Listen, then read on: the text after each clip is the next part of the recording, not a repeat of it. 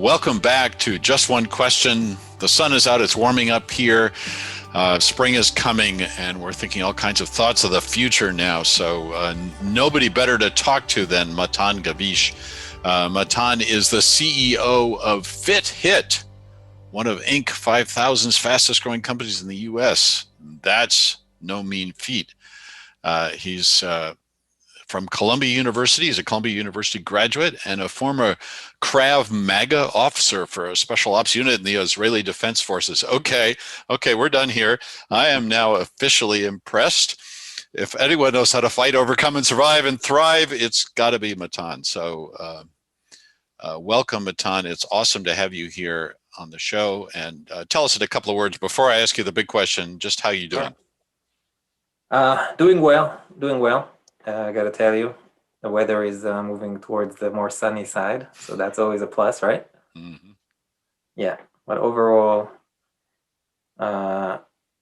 enjoying the new puzzle of this reality, these new challenges. Excellent answer. All right, so speaking of that new reality, we do see the light at the end of the tunnel. We do have hopes now that we will get back to whatever the future normal is. But that's exactly what we're curious about. So I would love to get your perspective on this question, given that we are going to be different, given that we've been through a year like nothing else in our history, certainly in our immediate history.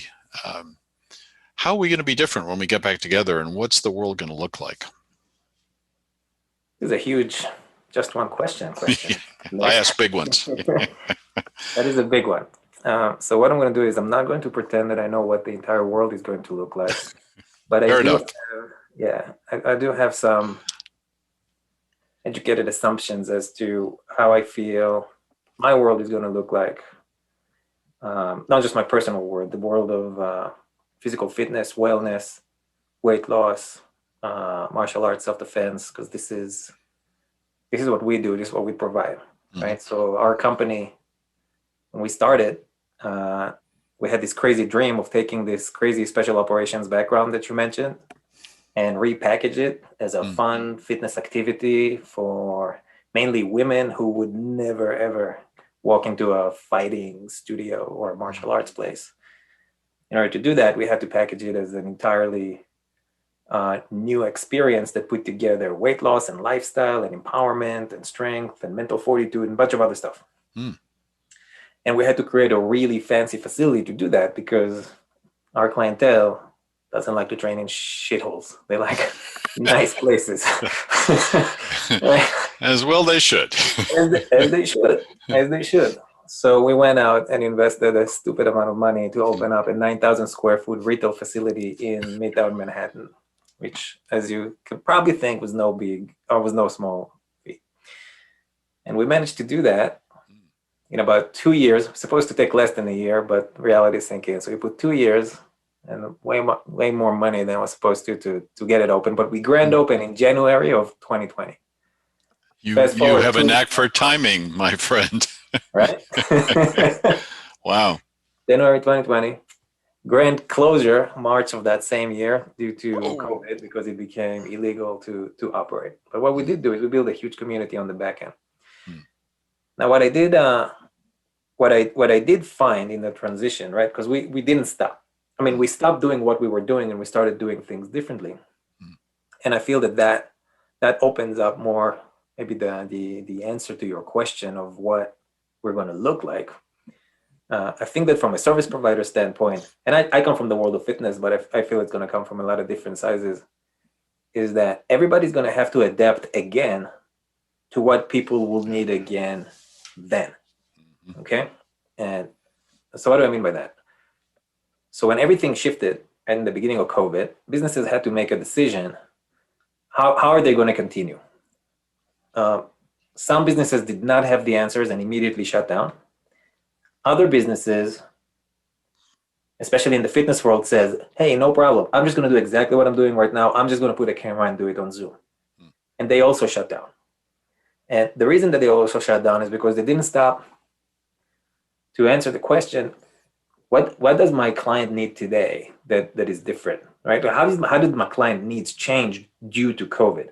So COVID wasn't some background shit, right? Like COVID became the thing in everybody's life. And if you don't deal with the new problems that COVID created for people, and it doesn't even matter what their status is, it doesn't even matter if they're rich or if they're poor, everybody's life got heavily impacted by it, and it became the thing, right?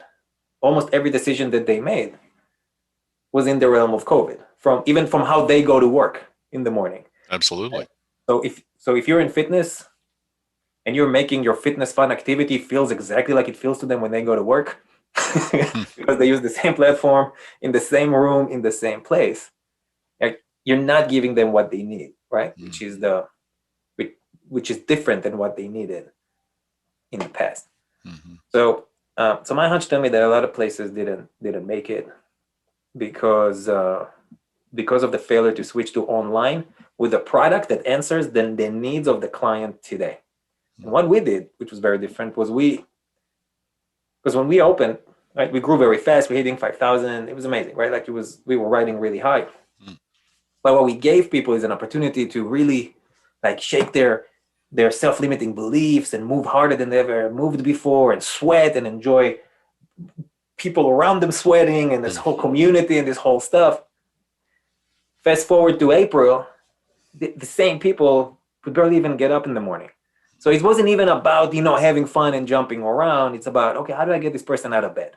Like that's the new reality. Okay, let me create a program that helps that person get out of bed, then make the bed, then figure out what breakfast looks like in this new reality, right?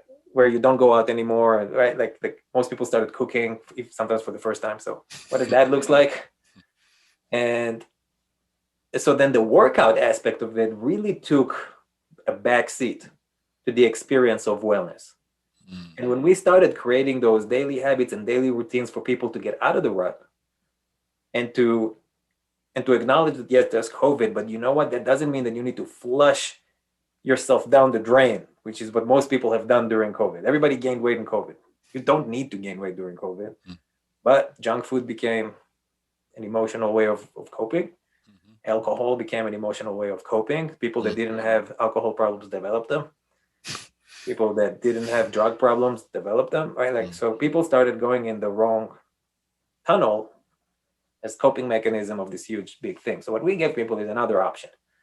And it wasn't an option of, hey, just work out for an hour and I'll see you like next week. Because they needed somebody like right there next to them, basically telling them, don't drink this alcohol because you feel bad. Here's a different thing that you can do in order to feel better. Don't do this, do that. Don't think like this, think like that. So we became that voice in their head 24/7. We created a program that put a coach on them every day, pretty much all day. And which was like something that was never done before. So we were in their lives. And what that did is that it provided a new service that answered the needs of the clients at the time. And that's why we're still here and others are not. Now, what's going to happen, like the next level, right? So what happens when the world opens up? I believe that there's going to be, there is going to be a time between people are allowed to do things and people actually doing things. Yes. So in the past year and a half, people have started developing new habits. And habits are things that are hard to break. Some people can't wait to get out. Some people are like, you know what, I kind of like this. This smaller kind of being, I like that there's less noise and I don't have to like see 1 million people in a day. And I like that I could, travel time is down. Like I like that I just get back 2 hours of my day because I don't have to commute anywhere.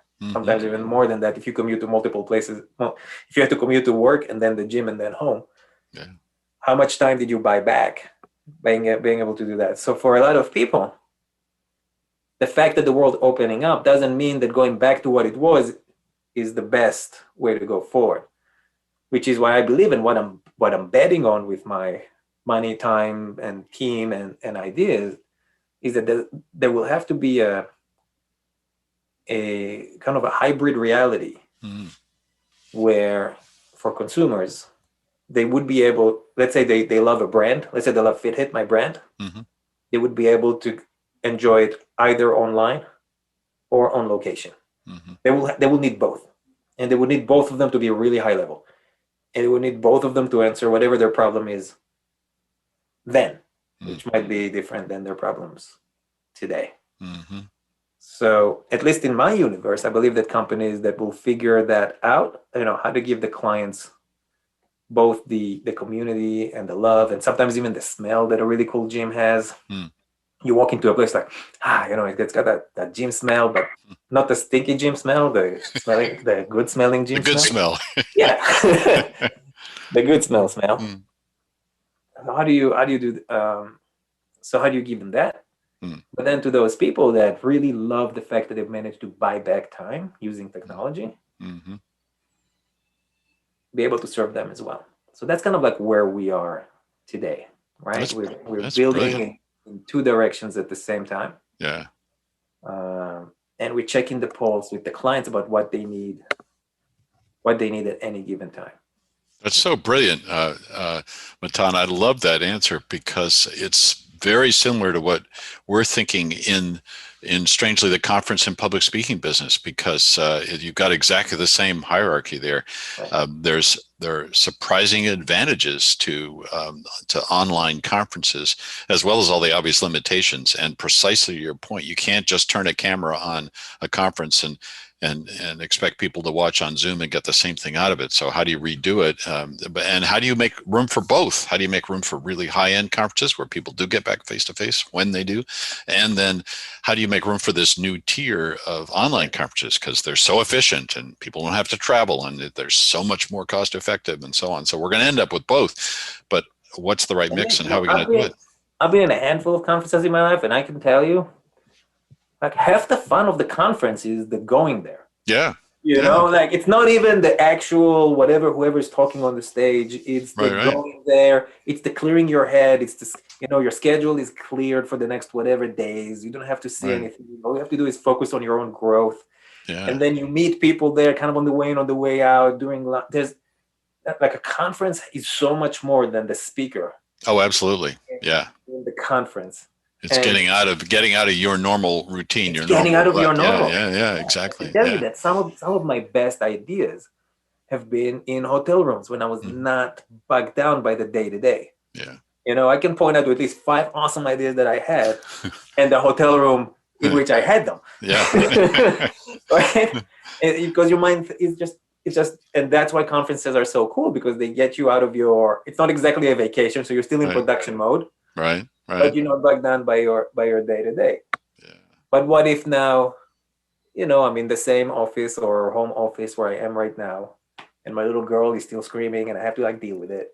And I'm here, so I might as well deal with all the shit that sorry, my language, right? But with all the stuff that you deal on the day-to-day, the conference is really just background for my day. Yeah. I don't know. Yeah, for that. I don't have the solution for that, because it's not my world. But I would love to see the solution of how do you make an online